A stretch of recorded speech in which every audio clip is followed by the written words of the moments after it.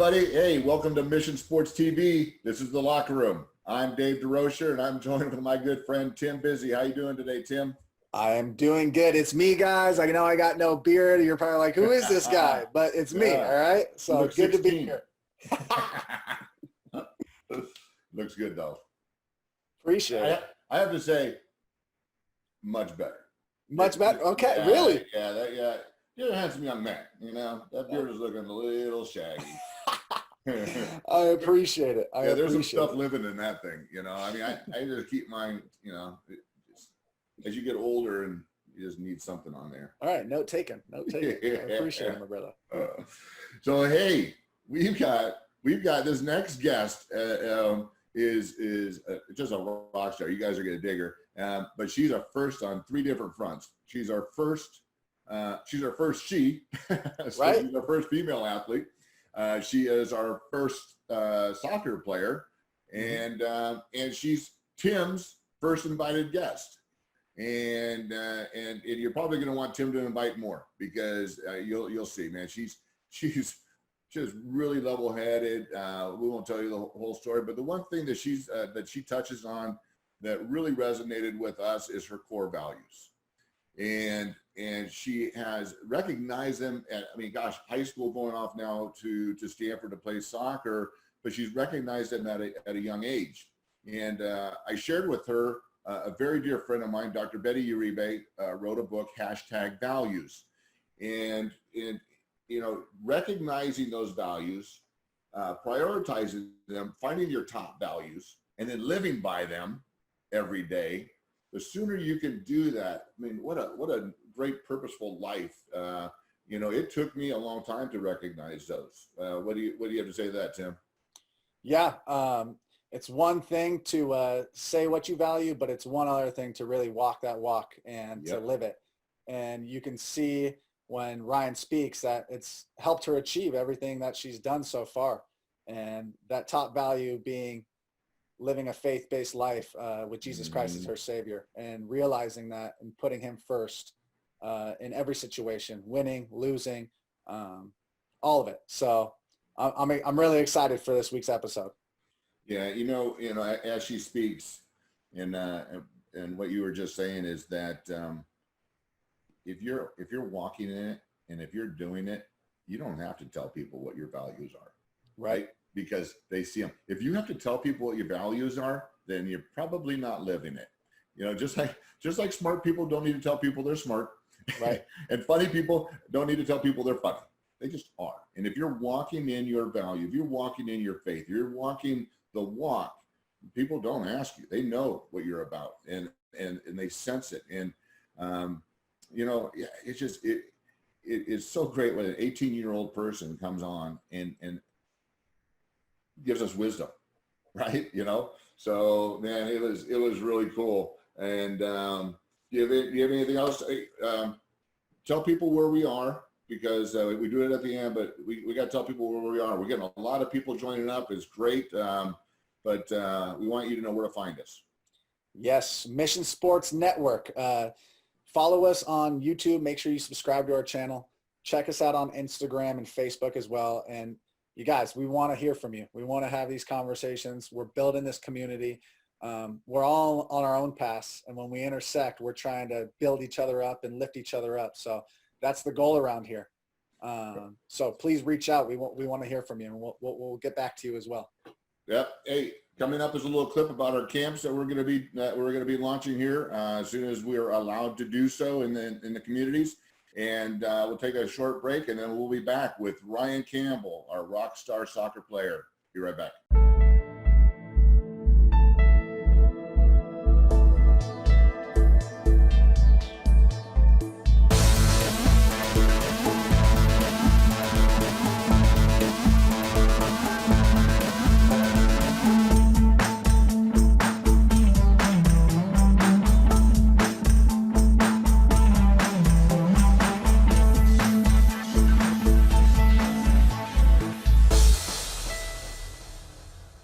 Welcome back in the locker room. We have our guest with us, and Tim, why don't you introduce our guest?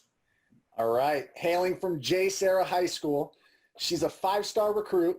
She played for the #1 team ranked in the nation. She's the #1 goalie ranked in the nation. 3-time CIF champ. That's back-to-back-to-back. 2-time state champ. She was the Trinity League defensive MVP and an All-State All-American. She's also active member of the Future Business Leaders of America. She serves on the Lift Foundation Junior Board. 3-time scholar athlete. 4.42 weighted GPA. What's next? She's a Stanford commit. She's leaving here in a couple weeks. Ryan Campbell, welcome to the show. Thank you for coming on. Thank you for having me. Yeah, thanks for joining us. Wow. So, when Tim said he was going to have this rock star soccer player, I'm like, okay, cool. And then halfway through your bio, I said, all right, Tim, you have to do the bio because That's true. He did. You know what? I refuse to put my glasses on, because I'm like that. But it was just so much. It was so impressive. It's awesome. Before we get started, I did share with you that I played some soccer. But like I said, if I would have read your whole bio, I probably wouldn't have told you at all because it was like when I was 8. But it's just such an awesome sport. And I just encourage all young people to play that sport. It helped me tremendously. I'm glad I didn't play football at a young age, but it helped me tremendously just to get out and run. And of course, I did share, I was a goalie for the first couple of years, so I didn't run anywhere. But eventually. Anyhow, so Ryan, share with us what it's like to be a high school athlete on campus today and be of faith and maybe anything that you've struggled with or succeeded in. Yeah. So growing up, I think I was just instilled from my parents and from my faith with like a work ethic that has always, I've always worn my heart on my sleeve. And personally, when it comes to faith, I feel that when I take the soccer field, it's important that I always wear my faith on my sleeve because alongside the soccer jersey or the number on my soccer jersey, because it's that faith in Jesus Christ that carries me in my hardest moments, in my biggest trials, whether that be on the soccer field or in the classroom or at home, in the home setting. But regardless, high school can definitely be full of challenges, when it comes to the social aspect. You have all your friends and they're pushing you to go one way. You have soccer, you're trying to, I played multiple sports, so I was balancing basketball, soccer, same season, which was unprecedented for a girl, I think, at my school. But there's definitely a lot of, it's one giant balancing act. And at the end of the day, you have to have that one constant, which for me has been my faith, and with mentors like Tim, and I'm sure like if I knew you earlier, you would have been a mentor of mine. But you have to be firmly rooted in certain core values. And I think most of my core values come from my faith and growing up in a Catholic school, St. Anne's school, and then moving on to JSerra. I think again, it just helps to reinstill like every value and every kind of mantra I hold on to, whether that be on the sports field or not. And I love that, how you said it goes all the way back to when you were growing up from your parents, and getting to see you grow up, and that whole process has been, let me just say, it's a spectacle. Seeing you at St. Anne's, seeing you go through high school at JSerra, and just your development and who you've grown into as a person and as an athlete.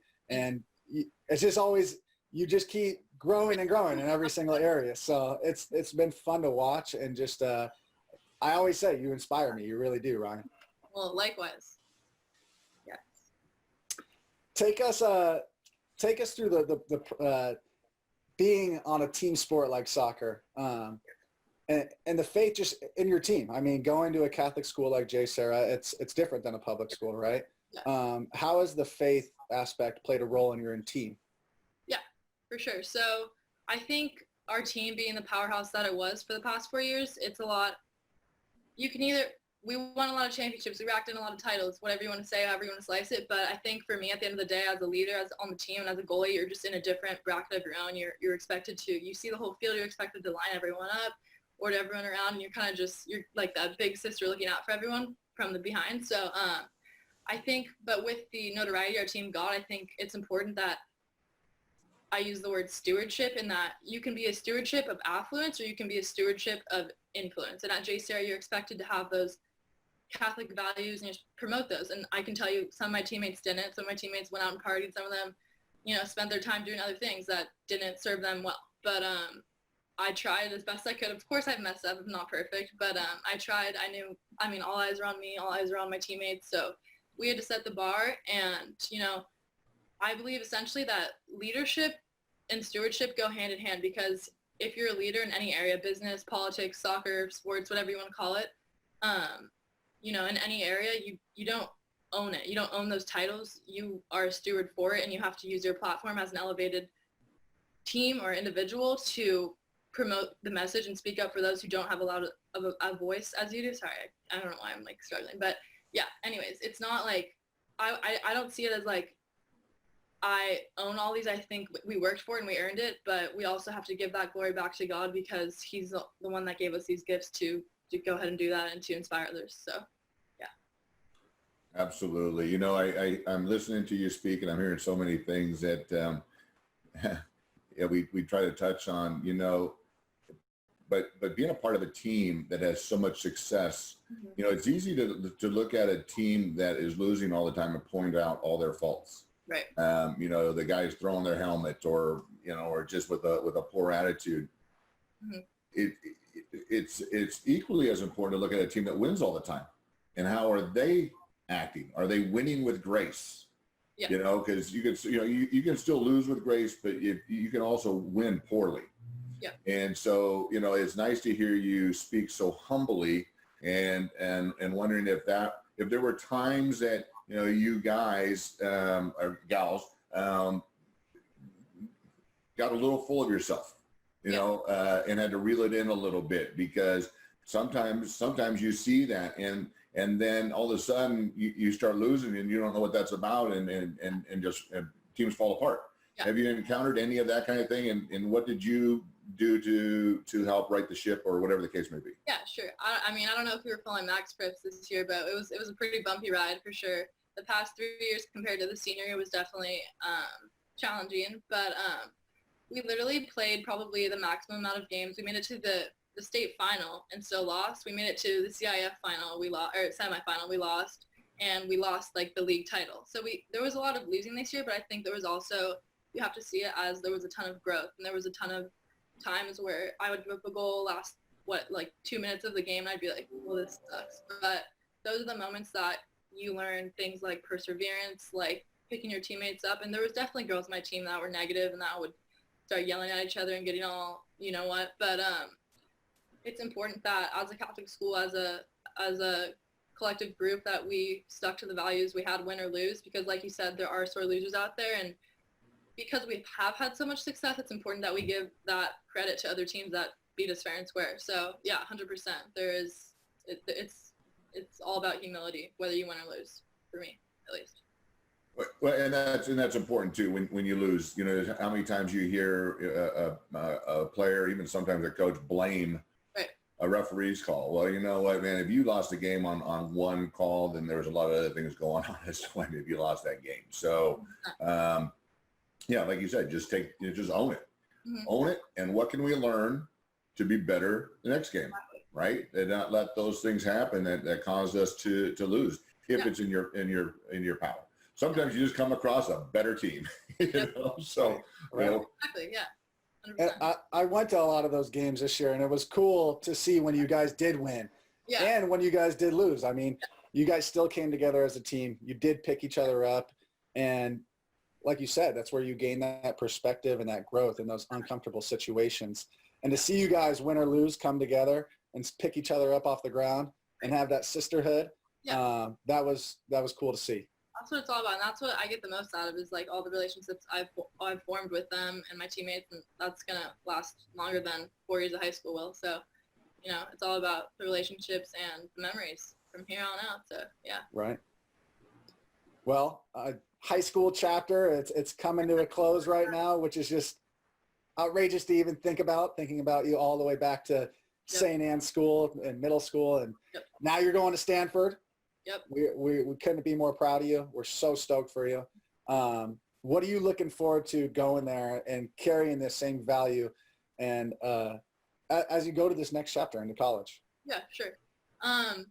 You know, it can be intimidating as a freshman, I think. I've got, I think, 2 keepers now ahead of me that are, one's a senior and one's a redshirt junior now. And the thing is, like, I'm not worried about starting or like fitting in or any of that. I'm focusing on getting there and putting my head down and just working, because I know there's going to be a lot of factors that I can't even like fathom this year with the coronavirus and the era of all this craziness. I don't even know if we're going to be able to finish the season, but I think it's important that I keep the long term in perspective and what could come of the next 2-3 years of college. But to put it simply, yeah, I'm just wanting to get experience and wanting to grow as a player and as a person. And I think Stanford, that's why I chose it, because I think it's the type of place that's going to push me. But, I'm going to be tested at times for sure. I'm already in summer school and I'm like, wow, these kids are way smarter than me. But no, yeah, I'm just looking for growth. So whatever that looks like, I don't know what it's going to look like this year, but yeah, just personal growth and staying true to my core values. Yeah. So you mentioned your core values, and a good friend of mine, Dr. Betty Uribe, wrote a book, #Values. I would encourage you to read it. It's very cool. It kind of gives you a way to work through those values, to put your own checklist together, and then how to maintain them. But one thing I was thinking about, is that leap from high school. So, when you're in a school like JSerra, the majority of you are all like-minded. In fact, it's a Catholic school, correct? Yep. A private school, but there's a word of God, everywhere you go there. And you're about to go off to college at Stanford. Yep. Pretty much sure it's probably not going to be the same thing. And, are you doing anything to kind of prepare yourself? Because what I would encourage you to do is stand fast with your values and your faith. And those that have like minds will gravitate towards you. You don't have to say it. All you got to do is walk it, and they'll sort you out. And then encourage you to not worry about the ones that don't. Yep. Because it's a life lesson. The ones that don't want your help or don't, just let them go, because there's plenty that do. So are you kind of getting ready for that little change of pace? Oh yeah, definitely. Yeah, I mean, I know it's going to be different, like being on my own and being independent, but I think I'm ready for it. And I think this is the time in your life where I'm 18 years old. I'm ready to look after myself, meet new people, and network, try to take advantage of this awesome situation I've been blessed with. So yeah, 100%. Well, it's those core values that you've held on to, since growing up, that have got you to this point where you're at now, at this opportunity in front of you. And that's what's going to take you the next 10 years to wherever you are. And I'm just speaking it into existence. I see future Olympian USA girls soccer team. I'm just going to throw it out there. That's what I see. But, come on. Well, so you bring up the Olympics, Tim, and I have a really good friend of mine, Dean Brazino, who's a director of the Rose Bowl Foundation. And I went to the unveiling of the Chastain monument there. Did you see that, Ryan? Are you familiar with it? My coach was actually there. He was he was videoing it. Yeah, his name's Patrick. Oh, cool. So I was there and got to see that, because what an epic moment, and I know they made a big deal of her taking her top off, whatever, but that's what hey, if you've not been on a field and won something like that, right? I mean, I'd be surprised if they just completely strip and run around. You don't want that. But just to take it's like that victory and that adrenaline, oh my gosh. And it was captured in that thing, and then I think of the most recent winners. And, talking about winning maybe without grace, desecrating the flag, the country you're representing. And so, I think there was more talked about that young woman taking her top off and celebrating than there was about these other winners desecrating the flag on the field. And what a shame. And, I sure hope you make it to the Olympics, because we need more of you out there showing people how to win. But what are your thoughts? What are your thoughts on women's soccer and what's been portrayed?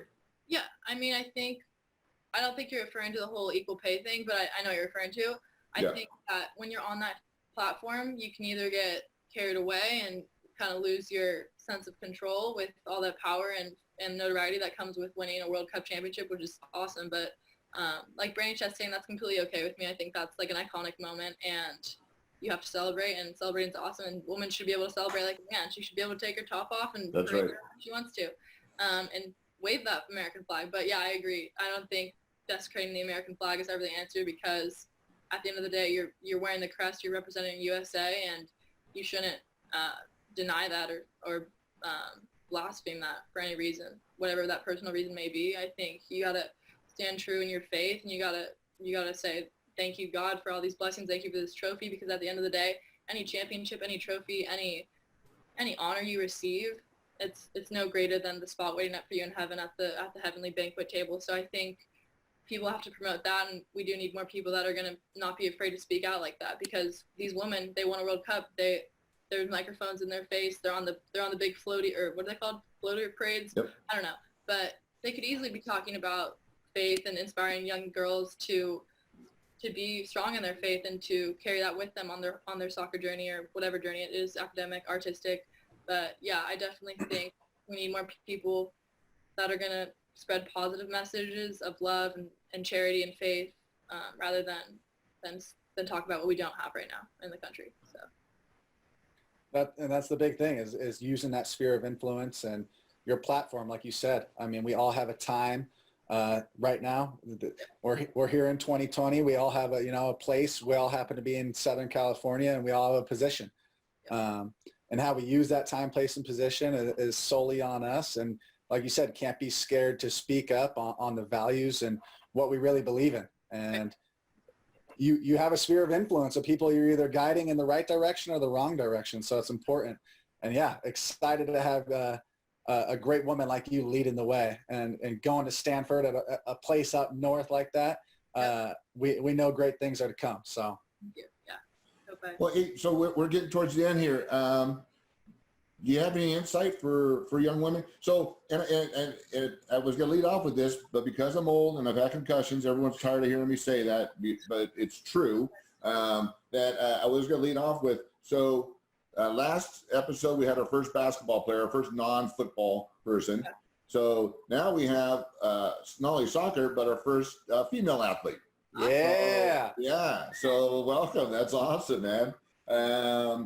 And I almost forgot the question, but if you could share just something with a young gal like you that was entering high school, that in sports, not even in sport, whatever it is, whatever it may be, because you're much more in tune with what's happening on high school campuses. Of course. What would you encourage that young woman to do? Yeah, I would definitely recognize that at least in the high school sphere, there is definitely a universal spiritual emptiness when you see a lot of kids just super overly engaged in social media, super just not focused on what really matters in life. And I think I would definitely give the perspective that significance in life doesn't come from status. It doesn't come from your wealth. It does not come from things like sex or drugs and salary. It doesn't come from that. It comes from service to others. And I think, I was this big name in high school, big fish in a little pond. I had a lot going for me. And on paper, I looked like this larger-than-life figure, I guess. But at the end of the day, there's this foundation, Live for Others. Tim Bornkamp founded. It's he died of cancer a few years ago, and his message is Live for Others. Live for Others. And I think that couldn't ring truer, because at the end of the day, you get the most out of life when you give to others. And no matter how big your name gets or how many people recognize it, it's important that we all send that message and spread that message of love, and that you got to be a voice for people that don't have a voice, and you got to be the defense for the defenseless. So I think definitely don't get wrapped up in temptation. I mean, obviously, inevitably you will, but just try to keep your head on straight and hold yourself to a higher standard would be my basic message. Well, Ryan Campbell, I have a feeling we'll be hearing that name. Yes. And what a concise, awesome message. And you do live up to everything that's on that bio, and be proud of it, embrace it, and stay the path and keep your values. I really so much appreciate you being on the show.